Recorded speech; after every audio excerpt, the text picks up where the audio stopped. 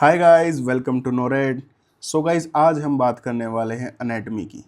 तो guys, anatomy एक ऐसा सब्जेक्ट है, कितना ही पढ़ लो, पता है, हो ही नहीं पाता। तो मैं अपनी थोड़ी सी जर्नी बताता हूँ, मैंने अनेटमी कैसे करी थी। तो लास्ट टाइम मुझको याद है कि अनेटमी मैंने अराउंड गाइस इतने अच्छे से पढ़ी थी, मैं आपको बताऊँ तो लेट मी शो यू। ये देखिए, जैसे ये वाला आपको मैं अपने शॉर्ट नोट्स का आपको जस्ट एक एग्जांपल दे रहा हूँ। जैसे ये वाला है, ठीक है, इसके अंदर देखोगे आप डायग्राम्स बना रखे हैं मैंने प्रॉपर एकदम, यहाँ पे हर चीज़ के। और देखो बिल्कुल एकदम आर्टरीज का कैसे क्या है उसका, बिल्कुल एकदम चार्ट्स बना बना के एकदम आपके सामने दिख रहे होंगे आपको, ऐसे पढ़ी थी मैंने एकदम प्रॉपर। ये हैंड की हैं, ये मेरे शॉर्ट नोट्स का एग्जांपल है। प्लीज़ एंड गाइस कमेंट्स में मत लिख देना ना शॉर्ट नोट्स दे दो, शॉर्ट नोट्स दे दो। तो गाइस ये जो नोट्स हैं प्रॉपर, ये मैंने अपने हिसाब से बनाई थी, जो मेरे को चीज़ें याद नहीं रहती। और अपने न्यूमिक्स जैसे MBBS, तो ऐसे इसके अंदर कौन सी इसके अंदर क्या क्या जाता है क्यूबिटल फोसा के अंदर से, उसकी बनाया, जैसे median nerve, brachial artery, biceps tendon. तो गाइस वही चीज़ें मैंने जब अच्छे से कर ली ना, तो मैं क्वेश्चन बैंक लगाता था तो आई गेट अराउंड 80 to 90%। ठीक है, एक एक डायग्राम मैंने बना के देखा था, चाहे वो आपका न्यूरोएनाटॉमी का हो, चाहे आपका किसी भी चीज़ का हो, चाहे थोरेक्स का हो, एक एक डायग्राम मैंने बना के देखा था। ठीक है, फिर मैंने 2-3 महीने नहीं पढ़ी, एंड अगेन मैंने फिर एक सब्जेक्ट वाइज टेस्ट दिया। तो उसके अंदर मेरे आने लगे गाइज अराउंड, आप यकीन नहीं करोगे, उसके अंदर मेरे आए अराउंड 30 to 35%। तो मतलब 3 मंथ्स का अगर मैंने गैप दे दिया, तो भाई 3 मंथ्स के गैप के अंदर तो भाई मेरा तो लगभग 80 to 85% था। बट विदाउट रिवीजन, रिवीजन करो, कितनी बार रिवीजन करोगे, हर महीने करनी पड़ती है नेट में जैसे सब्जेक्ट की तो रिवीजन। तो मेरा 30 to 35% आ गया। ठीक है, इतनी अच्छी तो हमारा IQ लेवल है नहीं कि भाई हम सब कुछ याद करें और करें वो करें, याद रखें, या इतनी अच्छी फोटोजेनिक मेमोरी नहीं है मेरे पास। तो आगे अब मैं भाई ये तो कैसे होगा। तो गाइस तो देखा, 10 to, आप अगर देखोगे क्वेश्चन 10 to 17 क्वेश्चन आते हैं। नो, 10 to 15 to 17 क्वेश्चन आते हैं एक्चुअली में अनेटमी के अंदर। 15 to 17 क्वेश्चन में से गाइस तो मैंने एक छोटा सा तरकीब निकाली कि अनेटमी को चलो थोड़ा सा स्मार्ट स्टडी करते हैं अनेटमी के साथ। तो उस वक्त मैंने एक ये PDF बनाई थी। PDF क्या, एक ये छोटा सा पेज बनाया था, ये आपके साथ शेयर करता हूँ मैं। तो कहीं पता है बच्चे सोच रहे होंगे कि हम PYTs कहाँ से लेके आते हैं, क्या हम कहीं से कॉपी करते हैं? नहीं गाइज, हम कहीं से कॉपी नहीं करते हैं। तो व्हाट वी डू, हम सबसे पहले क्या करते हैं, मैंने क्या किया, 2024 का जुलाई वाला एग्ज़ाम ले लिया, का उसका वो ले लिया, उसके अंदर अनेटमी के क्वेश्चंस देख लिए, जैसे उसके अंदर 15 क्वेश्चंस आए हैं। तो मैंने यहाँ पे उसके टॉपिक लिखता है, पहले का ये है, सेकंड इस पे आया था, थर्ड इस पे आया था, फोर्थ इस पे आया था, फिफ्थ ऐसे इस पे आया था। ठीक है, ऐसे करके मैंने 17 के 17 आपके पूरे के पूरे टॉपिक्स लिख लिए। अब उसके बाद क्या होगा गाइस, मैं फिर गया 2024 के जनवरी वाले एग्ज़ाम में। ठीक है, अगर ये टॉपिक वहाँ पे रिपीट हुआ है तो मैंने इसके सामने प्लस लगा दिया, ये वाला रिपीट हुआ है इसके सामने प्लस लगा दिया, इसके सामने प्लस हुआ, ये वाला रिपीट नहीं हुआ तो इसके सामने प्लस नहीं लगा हुआ, इसके सामने भी नहीं लगा हुआ। तो ऐसे प्लस प्लस करके मैं करता गया। तो ऐसे 100 फोर्थ में लास्ट के मैंने अराउंड 5 to 6 पेपर्स खोले। ठीक है, तो उसके अंदर मैंने एक पैटर्न देखा। आई हैव कलेक्टेड अराउंड कितने टॉपिक, अगर आप इसके अंदर देखोगे तो अराउंड आपको 30 टॉपिक्स के आसपास इसके अंदर दिखेंगे, अराउंड 25+ टॉपिक्स आपको दिखेंगे इस पेज के अंदर। सो 25 पेजेस के टॉपिक दिखे मेरे को।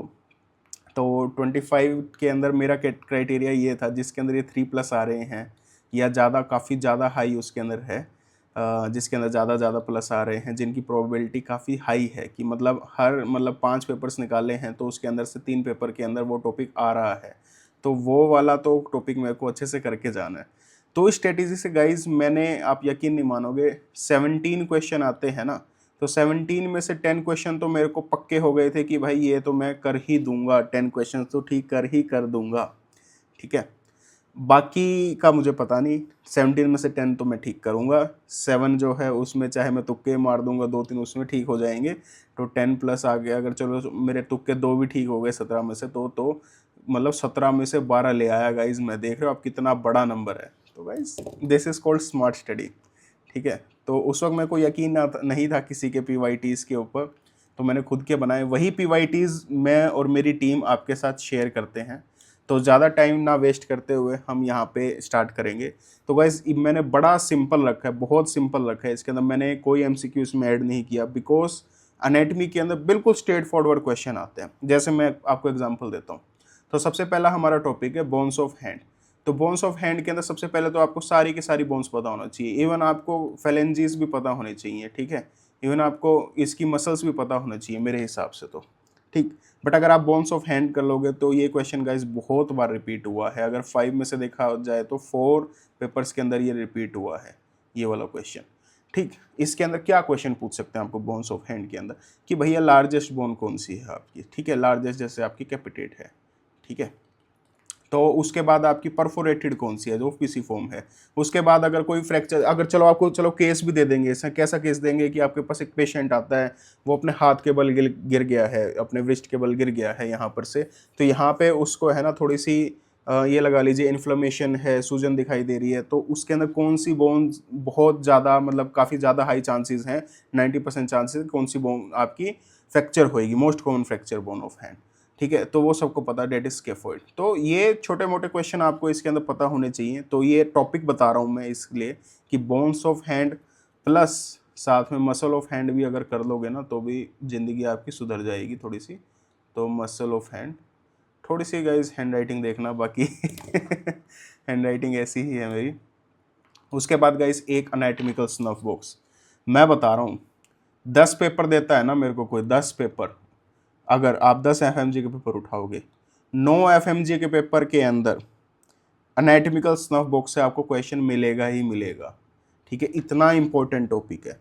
तो यहाँ पे गाइज मैंने क्या किया है आपके लिए 10 से 12 मतलब अराउंड 15 मैं आपके लिए ऐसे टॉपिक्स लेके आऊँ जिनमें से फॉर श्योर जिनके 80% से ज़्यादा चांसेस हैं क्वेश्चन आने के इनके अंदर से, वो मैं आपके लिए लेके आया हूँ, ठीक है। अब एनाटॉमिकल स्नफ बॉक्स का बात करते हैं, इसमें कैसे क्वेश्चन पूछते हैं। इसके अंदर कुछ नहीं है, फोटो भी देख सकते हैं आपको, ये पूछ सकते हैं लॉन्गेस्ट टेंडन कौन सा है, शॉर्टेस्ट कौन सा है, इसकी बॉर्डर कौन सी है, लेटरल बॉर्डर कौन सा है, मीडियल बॉर्डर कौन सा है, तो ये चीज़ें आपको पता होनी चाहिए।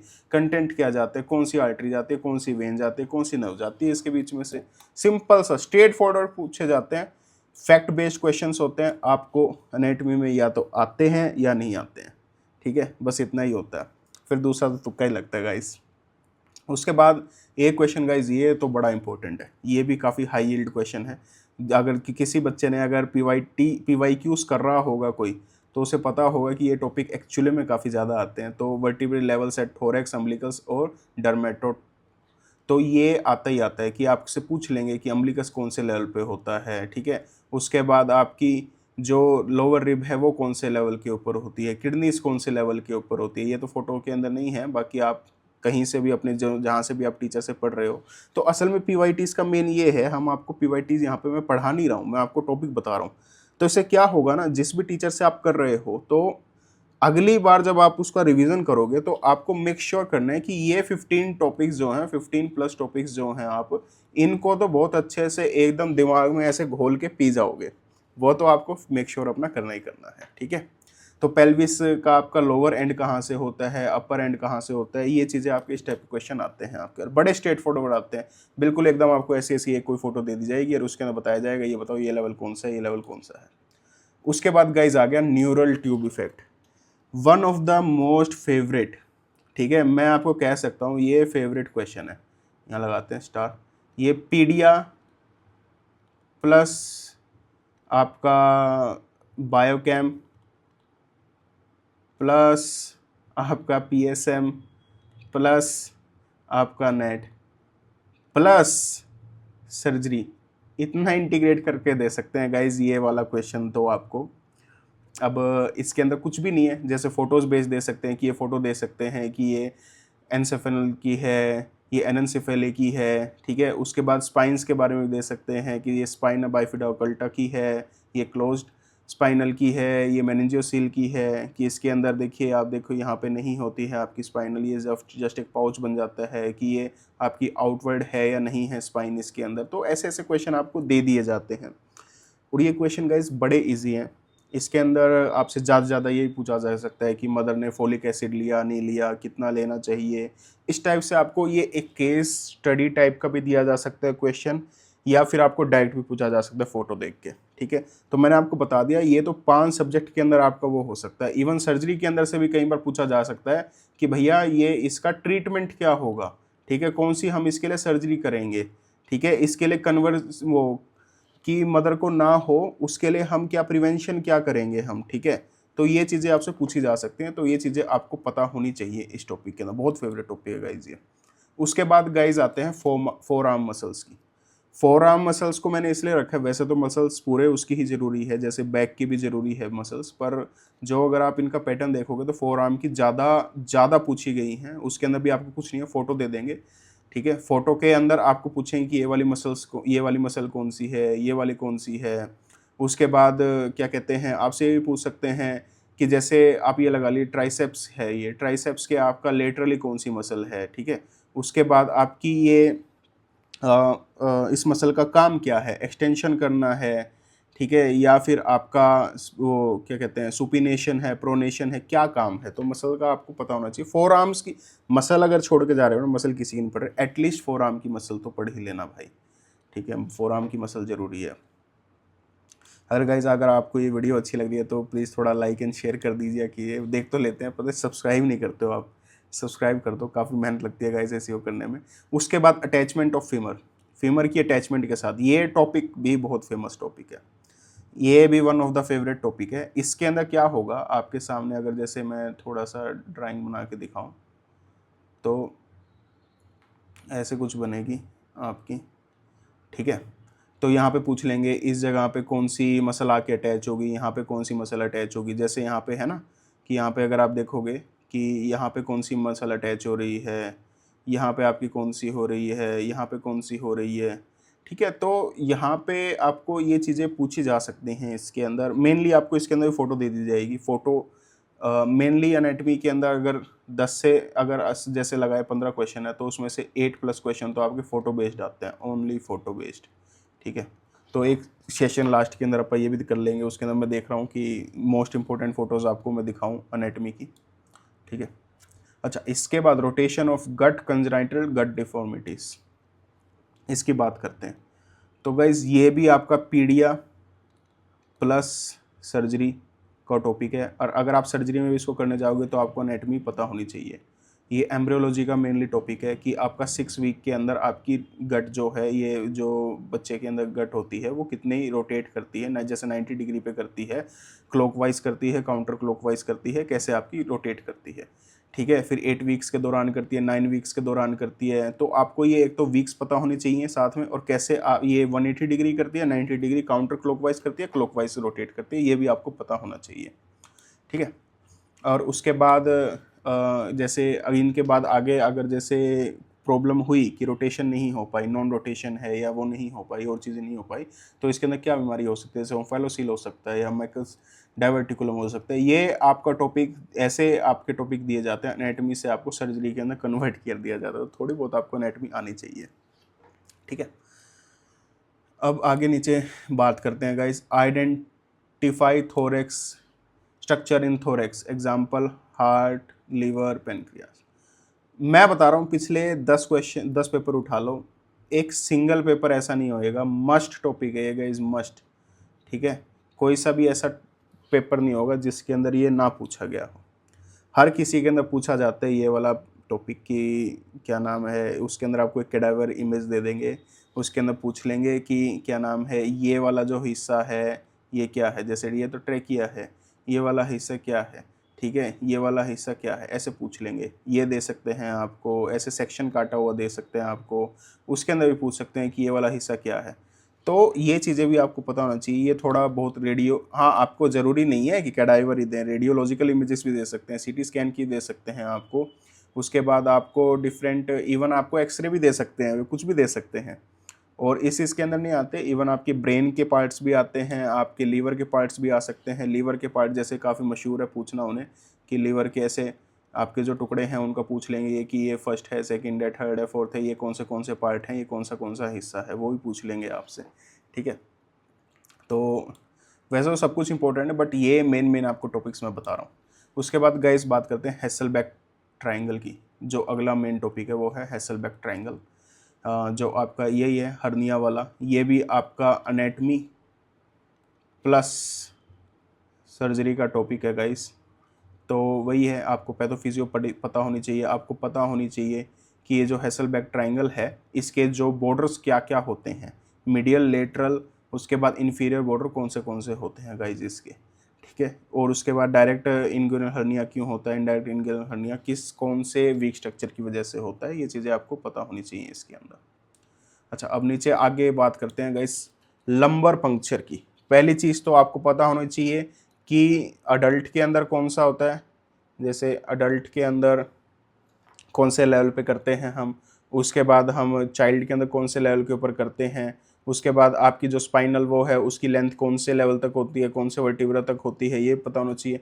और चलो ये चीज़ें तो सबको पता होती हैं। उसके बाद ये पूछते हैं कि जब हम लंबर पंक्चर करते हैं तो कौन सी लेयर के अंदर से जाती है, जैसे पहले स्किन को परफोरेट करती है, फिर सबक्यूटेनियस लेयर, फिर मसल लेयर। तो ऐसे आपको प्रॉपर वो दिया जा सकता है एग्जाम के अंदर कि आप सीक्वेंस इसकी चूज कीजिए कि करेक्ट सीक्वेंस कौन सी है, कि कौन से से स्टार्ट होती है, ठीक है। तो ये चीज़ ज़रूर याद करना, क्योंकि सबको पता होता है कि कौन से लेवल तक कौन सी वर्टिब्रा तक कौन से अडल्ट के अंदर कौन सी है, चाइल्ड के अंदर कौन सी है, पर सबको स्किन की लेयर्स नहीं पता होती, तो वो आपको पता होनी चाहिए, ठीक है। एक थोड़ा सा स्टेप आगे थोड़ा सा पढ़ लेना आप। उसके बाद गाइस बात करते हैं जॉइंट्स। मेरे ख्याल से कोई पेपर ये भी नहीं होगा, ये भी बहुत इम्पोर्टेंट, हद से ज़्यादा इम्पोर्टेंट। स्टार बना देता हूँ मैं इधर, अच्छा सा बन गया है शायद तो नहीं, दोबारा ट्राई करते हैं, अच्छा नहीं बना है।